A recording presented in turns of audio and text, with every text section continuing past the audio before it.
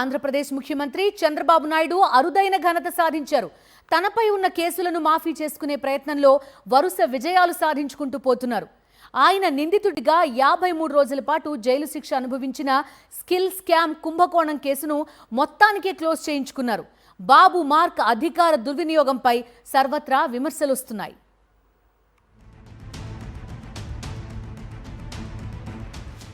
ఆంధ్రప్రదేశ్ ముఖ్యమంత్రి నారా చంద్రబాబు నాయుడుపై ఉన్న skill scam కుంభకోణం కేసును విజయవాడ ఏసీబీ కోర్టు కొట్టేసింది. ఈ కేసును కొట్టేయాలని కోరుతూ ఏపీ సిఐడి తన తుది నివేదికను కోర్టులో ఫైల్ చేసింది.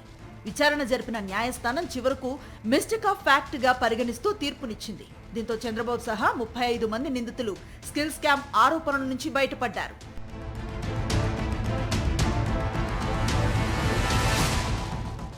ఆంధ్రప్రదేశ్లో 2014 నుంచి 2019 వరకు చంద్రబాబు సీఎంగా ఉండగా Andhra Pradesh state skill development corporation ప్రాజెక్టులో నిధుల దుర్వినియోగం జరిగిందనే ఆరోపణలు వెల్లువెత్తాయి. దీంతో 2018లో ఆంధ్రప్రదేశ్ సిఐడి కేసు నమోదు చేసి విచారణ జరిపింది. 2023 కల్లా ఈ కేసు దర్యాప్తు ముమ్మర స్థాయికి చేరుకుంది. స్కామ్ జరిగిన మాట వాస్తవమేనని విచారణలో తేలింది. ఫేక్ కంపెనీల ద్వారా సుమారు 371 కోట్ల నిధులను మళ్లించారని సిఐడి నిర్ధారించింది. అలా ఈ కేసులో అప్పటి మాజీ ముఖ్యమంత్రి చంద్రబాబు నాయుడిని నిందితుడిగా పేర్కొంటూ సెప్టెంబర్ 9, 2023లో అరెస్ట్ చేశారు. దీంతో ఈ కేసు దేశవ్యాప్తంగా చర్చనీయాంశంగా మారింది.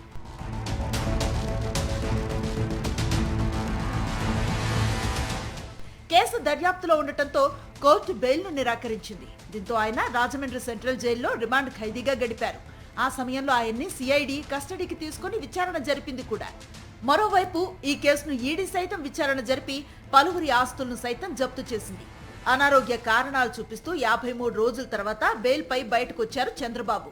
తదనంతర రాజకీయ పరిణామాల్లో చంద్రబాబు ముఖ్యమంత్రిగా 3 పార్టీల కూటమి ప్రభుత్వం ఏర్పడింది. ఈ నేపథ్యంలో సీఎం చంద్రబాబు స్కిల్ స్కామ్ కేసును కొట్టేయించుకోవటానికి సిఐడితో పిటిషన్ను వేయించారు.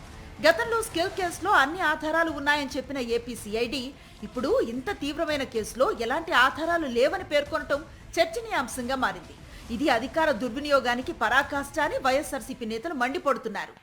స్కిల్ స్కామ్ ఈ దేశంలో చాలా పెద్ద ఎత్తున స్కాము నిర్వహించి 100 కోట్ల రూపాయలు దిగమింగిన కేసు.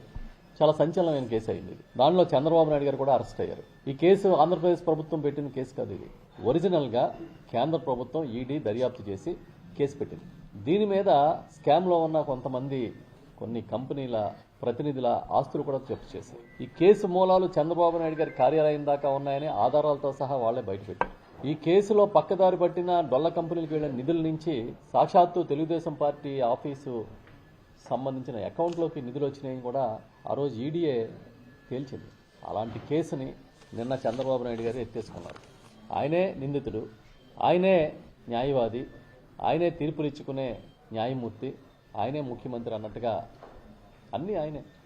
గతంలో అంటే 2014 నుంచి 2019 మధ్య చంద్రబాబు పాలనలో జరిగిన స్కిల్ స్కామ్ కు సంబంధించి అన్ని రకాల సాక్ష్యాలు బయటపడ్డాయని, కోట్లాది రూపాయల ప్రజల డబ్బు దుర్వినియోగం అయ్యిందని వైఎస్ఆర్సీపీ నేతలు పాయింట్ టు పాయింట్ గుర్తు చేస్తున్నారు.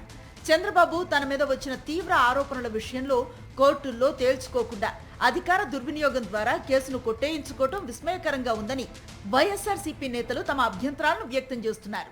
వాళ్ళంతా ఛార్జ్షీట్లో వేస్తే ఆ కేసునంతా కూడా పక్కదావ పట్టిందని చెప్పేసుకొని మిస్రిప్రజెంటేషన్ ఆఫ్ ఫ్యాక్ట్స్ అని చెప్పి ఈరోజు ఆ కేసును పక్కన పెట్టడం ఇంతకంటే దారుణం ఈ ప్రపంచంలో ఇంకోటి ఉండదు. ఈరోజు దీన్ని చూస్తూ వైఎస్ఆర్ కాంగ్రెస్ పార్టీ గమ్మగుండదు. తప్పకుండా కోర్టులను ఆశ్రయిస్తాం.